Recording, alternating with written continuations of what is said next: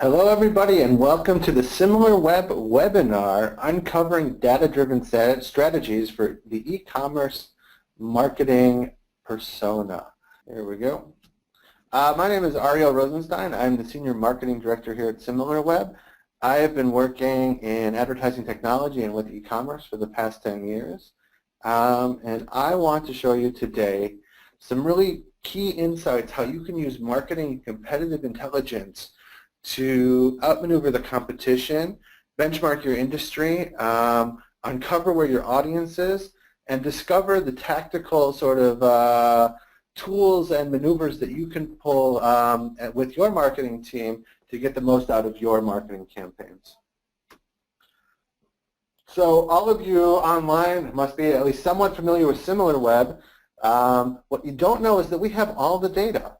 Every website and every mobile application you can access within SimilarWeb to get amazing metrics like the ones I'm going to show you today. If you're a SimilarWeb customer, welcome. We appreciate your business. And if you're not, and you'd like to know more about using SimilarWeb at the end of the webinar, please feel free to email us. So the question is, how do we get all of our amazing data? The answer is we have 4 main data sources. Starting with the world's largest international panel, we collect data from over 190 countries. We crawl the web and create our own map so that we can see how the internet grows and shrinks depending on the available content.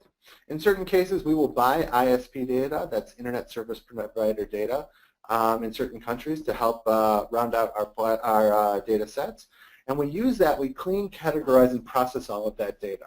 And it gives us a very nice representation of the internet and what's going on.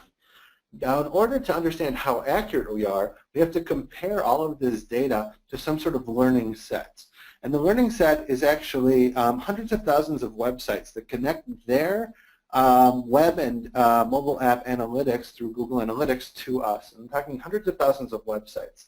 So in our panel, if we're measuring traffic to US sites, we can then correlate that, or the system can, using the learning set to say, okay, we estimate that traffic will be at such and such level for a site. The learning set will then either help us verify that our estimation is correct or calibrate it to fit a more accurate number. And every month, all of our panel size and our learning set grows as more and more companies connect their data to us, and we get more and more accurate. Today we have insights on over 200 million websites and 5 million apps. And if you're interested in connecting your data to us to help SimilarWeb become more accurate, you can verify your site at SimilarWeb.com. Just go to SimilarWeb.com, look up your own site, click Verify while you're logged into Google Analytics, and then you will become a verified site. And we appreciate your help with that.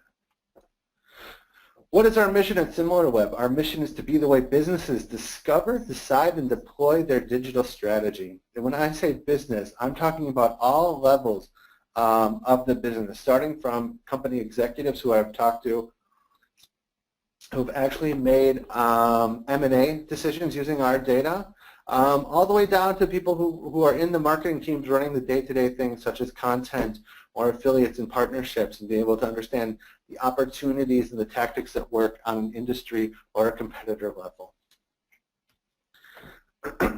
And so, without further ado, let me begin with the content and the insights of the webinar. So the first point I want to make is that when it comes to opportunity, size matters, because I think we're all limited in terms of time. I could have done a webinar for any of our sort of big customer personas, but why am I doing one for e-commerce? Because e-commerce is actually one of our biggest customer bases, and actually the size of our lead pool for e-commerce is the biggest one. So already when choosing to do this webinar, I'm prioritizing it by size. So when it comes to marketing, how can you find the opportunities that are biggest in the size? Well, you need to understand the market intelligence out there. You need to understand what's available to you. So if I were to take all of the websites, and in this example I'm looking at clothing shopping sites in the United Kingdom, and I take top 10,000 sites and I combine all of their data, I see that actually the biggest opportunity out there is search. 46% of all traffic driven to these websites is coming from search. So at a very, very high level already, you can start benchmarking and saying, is my site relevant enough? Am I capturing part of this huge amount of search traffic? Maybe I'm over-investing in email to drive new customers. Maybe I'm spending way too much on display ads, which is driving a very insignificant amount of traffic to the industry. So at a very high level, being able to understand, am I over or under investing in this opportunity is a great way to start. And you can start this by benchmarking through SimilarWeb. And of course, these opportunities tend to vary by vertical. So we took two shopping examples, one for consumer electronics and one for weddings. And we see actually that in consumer electronics, search is the most important thing. So much traffic is out there. People know what the iPhone 6 is. They know what the iPhone 6s is. They want to find the best price. So what are they doing? They're searching Google. They're searching Amazon. They're searching. They're searching for prices. Now, when we look at the wedding category, for example, we see that actually sites that receive 7 times more traffic from social, because people want to see what are the top styles, what are people recommending. People who tend to get married at a certain age group, which means their friends are getting married at the same time. So they're looking for these kind of recommendations through social, and thus social advertising becomes much more important for that industry. If we look at the top 100 sites in the clothing industry, we see actually that more people are looking for clothing through search engines than they are actually going to the brands, which means there tends to be pretty low brand loyalty in the clothing industry. Being able to benchmark that at a high level will help you know, do I have the right people in place for my marketing team? How important is paid search compared to organic search? This will help you understand, are you building the right team in order to compete within your own industry? The second thing that we want to talk about is the importance of mobile web. And we actually see, if we look at some of the top e-commerce sites from around the world, Topshop in the clothing industry, eBay, the massive marketplace, even these sites that have their own apps are pulling far more traffic now for mobile web than from desktop. Which means the consumers are out there, they're in the stores, they're price comparing, they're opening up their phones, they're opening up the browsers in their phone, and if you're not optimized for that sort of user experience, not only are you missing out on traffic, you're missing out on conversions and conversions down the road. So there's this huge opportunity for mobile. So if you think that you can ignore mobile, you're really missing out, and you're missing out on this massive opportunity, especially in the e-commerce world. The second thing you want to start to do is you can start mapping out the competition. So who are going to be the leaders within your industry? If we continue with our example here of the clothing industry in the UK, we can see that there's three players in the industry that are taking this huge chunk of traffic. And you can take a look and see that, okay, 9% or 8% of all traffic is going to Asos. Asos is the biggest player in the clothing industry in the UK, followed by Next. Now, if we were to look at a different industry, we might see that, okay, hey, it's more diversified. There's no one leader, which means that there might be more competition on a product-by-product basis, but there might be more opportunities as well, as nobody is really taking the lion's share of the traffic, and it's maybe a much more open industry. Now, one of the most amazing things that SimilarWeb can show you is when you use Google Analytics, it's like you have a mirror and you're able to hold it up and see what's going on inside your own website. You're able to see, okay, where are people coming from? What are they doing? What percentage are achieving such conversion metrics that are important to you? Adding to basket, actually buying basket size, things like that. That's all available in Google Analytics. What you don't see is what your audience is doing at the same time, or before or after sort of that visit. You see where they come from, but you don't know what they're doing within the same sort of browsing session. So in SimilarWeb, you have audience interests, which shows you actually the websites that people are using within the same sort of browsing sessions. So Asos, for example, we can see here, here's all of the websites for shopping that people are looking at, based on affinity, while at the same time browsing the Asos website. I think this is pretty much how people, use the internet today. You'll pop open one site, I'm ready to buy, let me check a few more sites. So Asos could now get a really, really good feeling about what other sites people are looking at in order to build a competitive strategy. Now let's say I want to see, okay, people who are ready to buy. Now here's somebody who probably has already put something in the cart and they're looking for a last-minute deal before they push that pay button. I know I've done this. It seems to be like a natural way sort of to shop. We'll pop into Google, Asos deals, Asos coupons one last time before we buy. And here Asos can actually see the top coupon sites that people are going to while they are surfing at Asos. And this is really unprecedented insight that you can get about where your target audience is going to be online. And finally, if we want to be able to move one step up the funnel and see, okay, who are the people recommending fashions? Who are the people, who are going to build this brand awareness for our company? Asos can look and say, okay, look, Fashion Beans and Reward Style and Lookbook, these are all sort of like blogs and about fashion and modeling that people are looking at the same time that they're looking at Asos. So if Asos wants to track, who are the style trendsetters, that appeal to their audience, they can do this through audience interests. And so now let's talk about the biggest opportunity we mentioned at the beginning. And this happens to be search, and it's pretty consistent for all sort of like sub-verticals of e-commerce.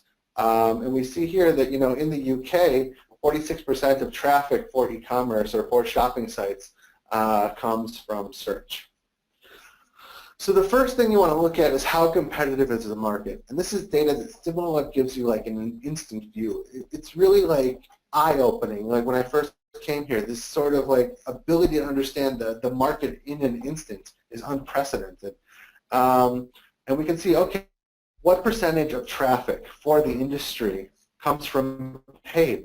This is a very good indicator if you benchmark against other industries about how much you're going to have to pay for keywords. How much should you invest and plan on investing in terms of paid traffic? It'll also give you a value to how, give you an estimate to how valuable organic traffic is to the industry as well.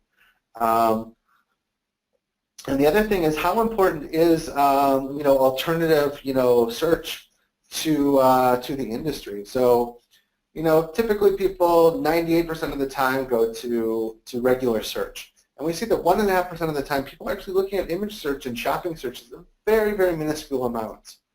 But actually, if we think about 1.5%, that means 1 in 100 customers or potential customers is looking at image search and ending up at a result that drives them to an e-commerce site, which means that's a pretty high amount compared to other industries. It means that there are opportunities, within Google to start focusing on other types of search based off of what people are searching for.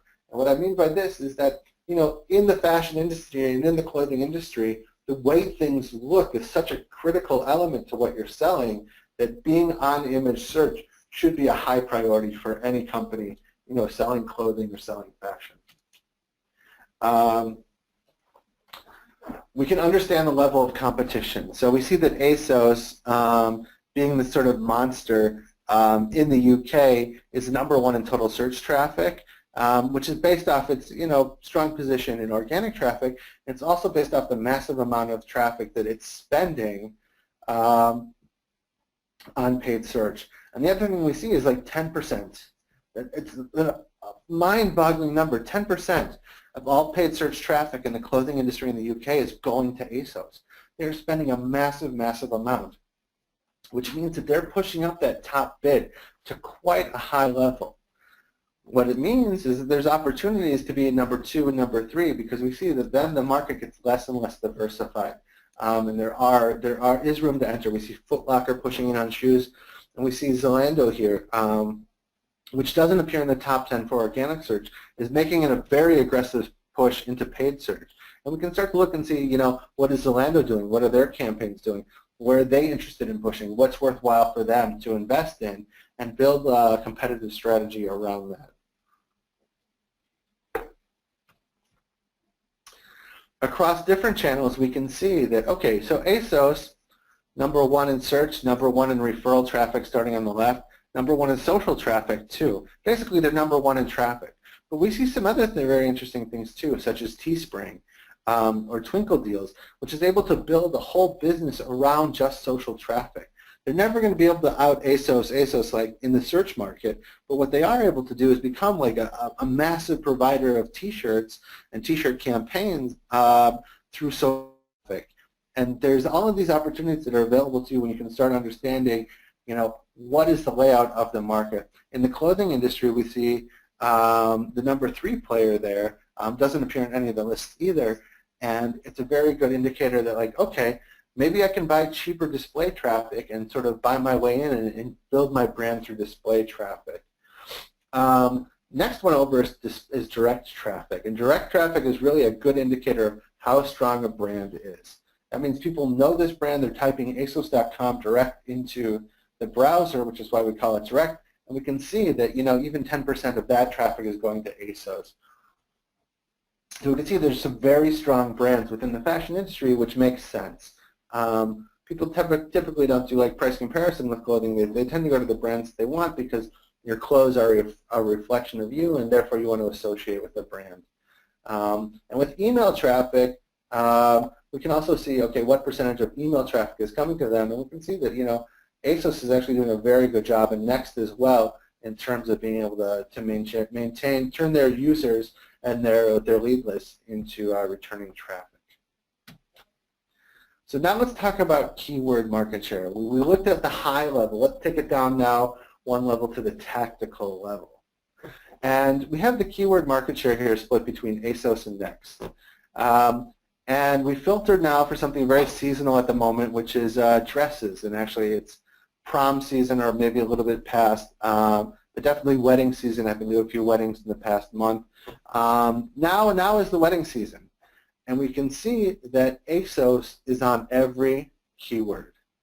So if I'm Next and I'm trying to compete with ASOS, I can start to understand, okay, the fact that I have almost no traffic from the word dress or plus-size dresses, which is something that Next does sell, is very interesting. And the fact that, we're in prom dress season, and they're not even competing, on that keyword, means that their team is doing a deficient job, and they're not understanding the competition, they're understanding where the traffic is, because all of these keywords here are sorted by traffic volume. And we're talking about tens of thousands of clicks, even on the small size there. That's tens of thousands of potential customers and potential sales that they're missing out on. We see the same thing here in that prom shoes and Shoes UK, are keywords that, are very strong for one side and not for the other. And what's the lesson here is that actually ASOS has a very, very strong diversified portfolio of keywords that they're bidding on. You don't see any sort of a keyword here that's not blue for them. Whereas Next, is missing out on cheap shoes. They're missing out on EU shoe size. And these are all things that people, are searching for. People are buying online. It could be they're buying, and both of these companies sell internationally. If they're advertising, for UK shoe sizes and European shoe sizes, put a chart on the site. Make it SEO accessible. You might not even have to bid on it, but you can get, organic traffic from these words. And we see that they're driving thousands of clicks still. To throw up a page costs very minimal amount of resources, and it's there forever.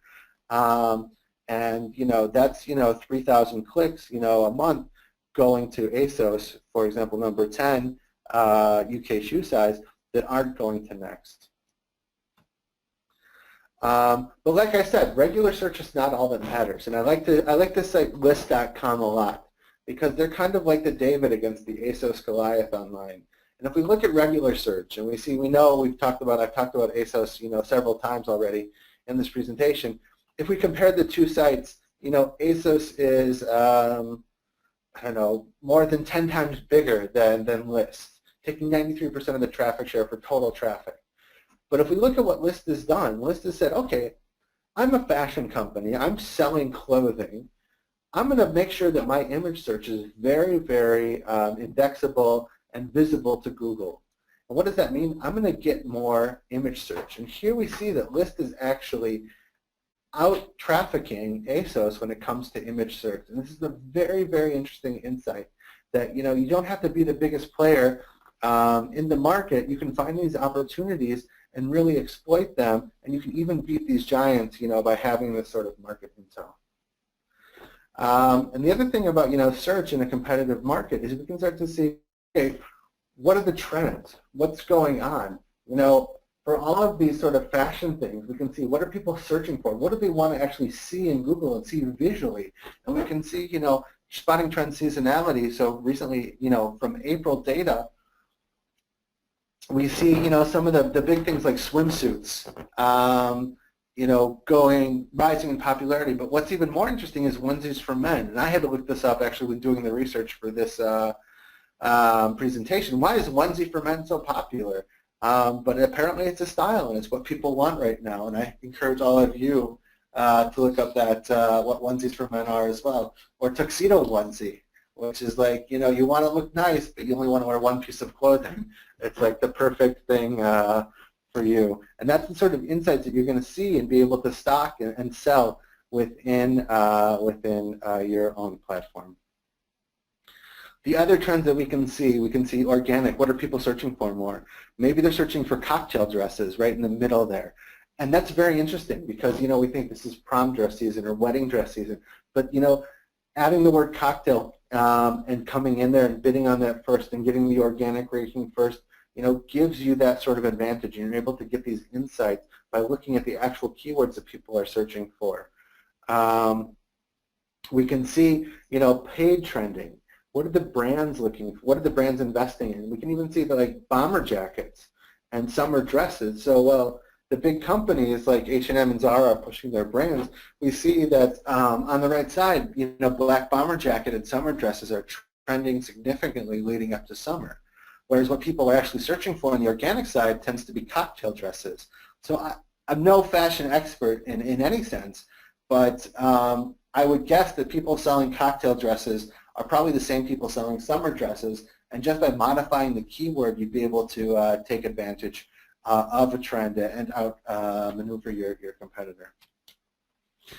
And then let's talk about how you can poach traffic. So you have this sort of competitive intelligence using SimilarWeb.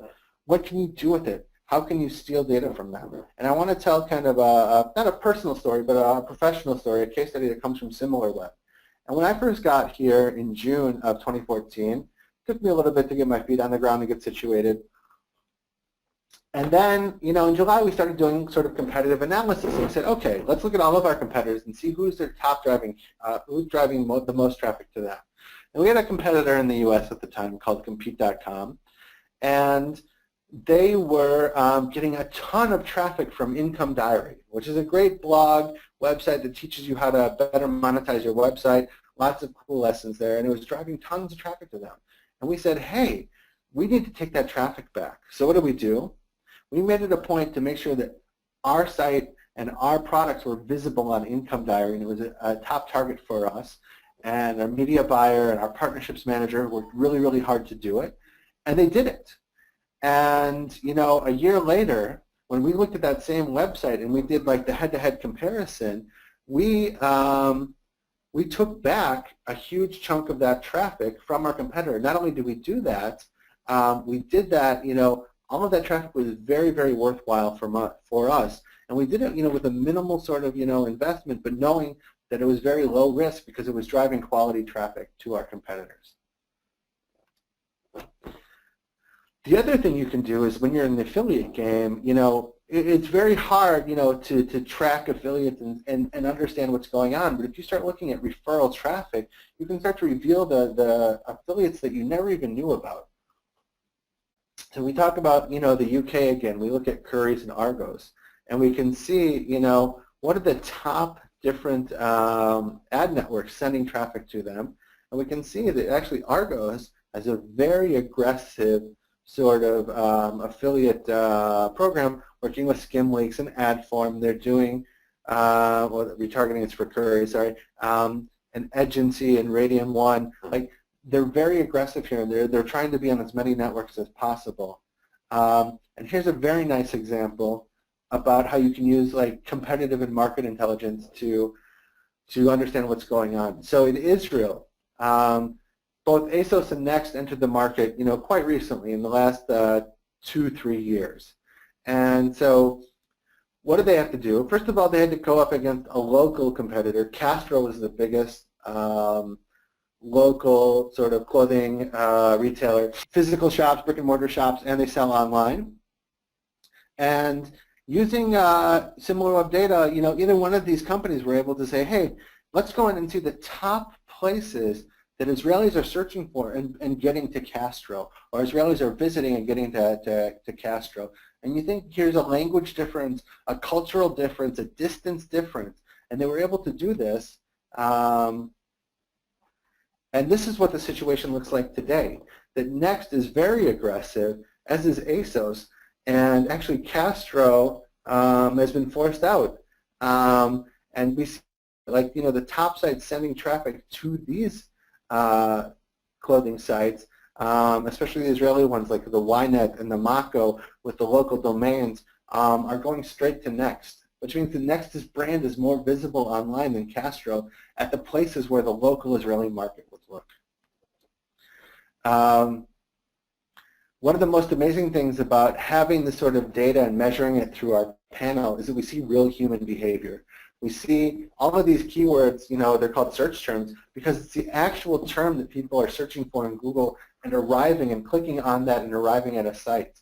So if we look at, the top book dealers in the UK, we look at Waterstones and Barnes & Noble, we can see what are the top books that are driving traffic. So beyond like the Nook, which is a Barnes & Noble e-reader, and Waterstone, which is the brand, we see, of course, Game of Thrones is the most popular. But we see, other things too, like the best Stephen King books and the Game of Thrones books order. And these are all very interesting things because here's an opportunity to create content. If people are searching for Game of Thrones books order, that should be a blog post on their website. Here's the order of the Game of Thrones books with a quick summary, and that's a very easy blog post to put out there and get indexed by Google and steal this traffic back. The same thing about best Stephen King books. Put out recommendation lists about best books, Lee Child's books, best new manga. All of these best, if people are looking for these recommendations, and if these sites aren't creating that sort of content, they're never going to get this.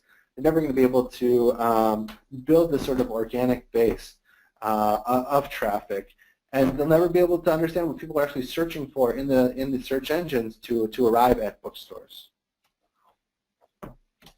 And then poaching paid traffic. So it's a competitive world out there.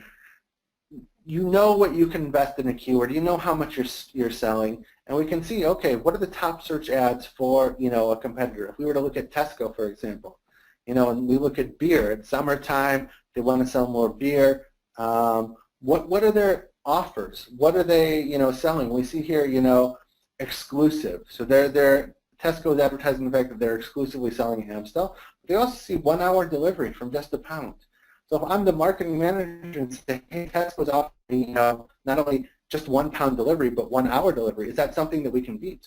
Maybe if we're just offering free delivery, it might mean that you're going to get that click over them and you'll have a more competitive message. So you can start to pull these sort of insights from the search ads for the keywords from the platform. And is your brand where it needs to be? If we start looking at the ad networks, we can see, if we compare this time Asos and New Look, are they, competing? Criteo is driving the most traffic from these ad networks. Why? Because they're doing a very good job of retargeting. Criteo primarily is doing retargeting, which means that people put stuff in the basket, they're going to remind them to be there.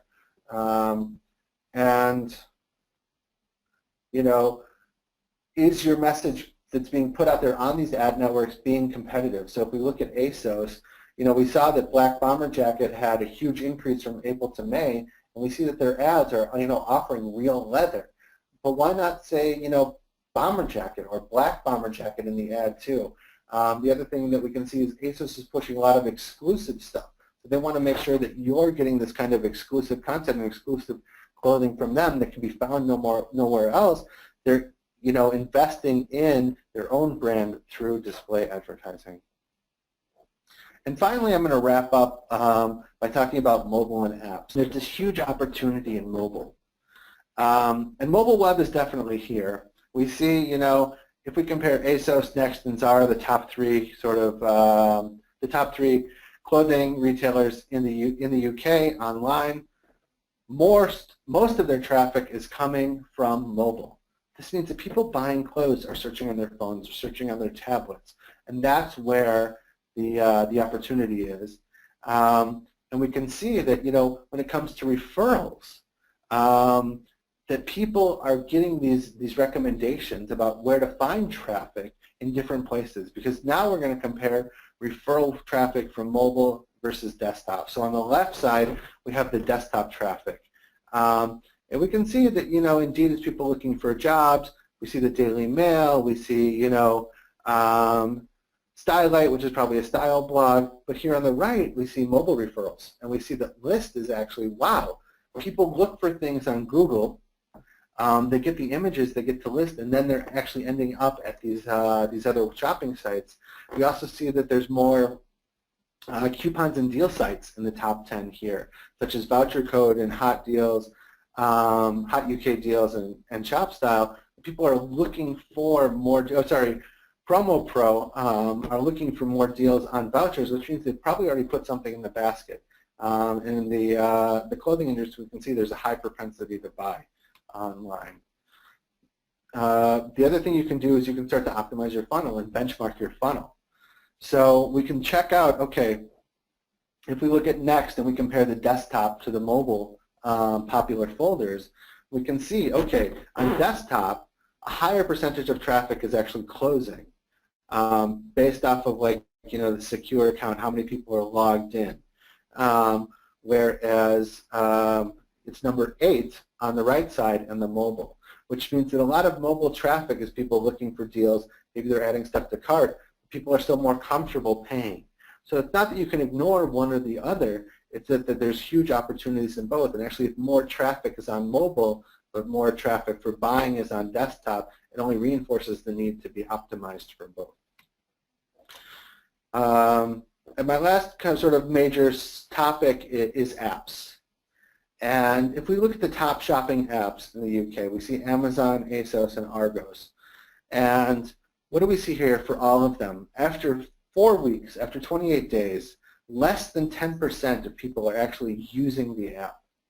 So what does that mean? That means that within the first day, even that first session, that's the only chance you're going to get for most of the users that you're paying for, you're encouraging to install the app on your phone, to have this chance to engage them and keep them around. And with that, you can start to optimize what's the first visit. Can you understand the people who are visiting? And those are all insights that you can get from SimilarWeb. And the other thing is, how do you reach these customers? We can see that on social for Asos, it's not just Facebook and Twitter. It's Snapchat, Instagram, and Pinterest are on 20% of the phones that are also have Asos installed. So you can start to advertise in different channels that you would never even think about on desktop. And finally, with App Store optimization, we've got, people, when they search in the Google Store for an app, they tend to search for very specific things. In fact, for all of the shopping sort of category, there's only 600 different keywords that we're tracking for an entire category, which is pretty important. And most of these top keywords tend to be brands, Amazon, eBay, Amazon Prime. But there are 2 interesting insights here. Number 1 is shopping list, and number 2 is barcode scanner. And you can see barcode scanner is actually up 3,000% from the previous month.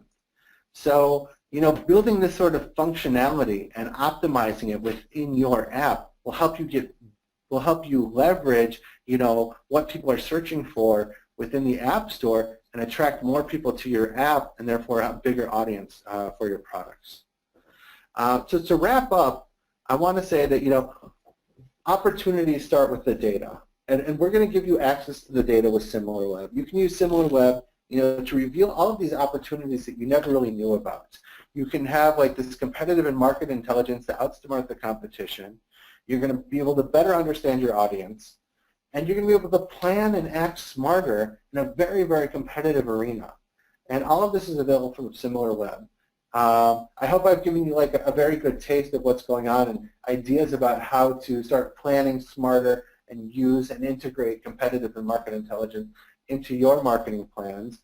And we've saved, I'm sorry, wrong way, a few minutes for questions. So if you want to raise your hand or ask questions, we can take some questions now. So somebody's asking that they're in the beauty market and they want to understand what's going on in their market. And it's definitely something that SimilarWeb can help with. We have categories for health and beauty. We have subcategories in shopping for that specific market.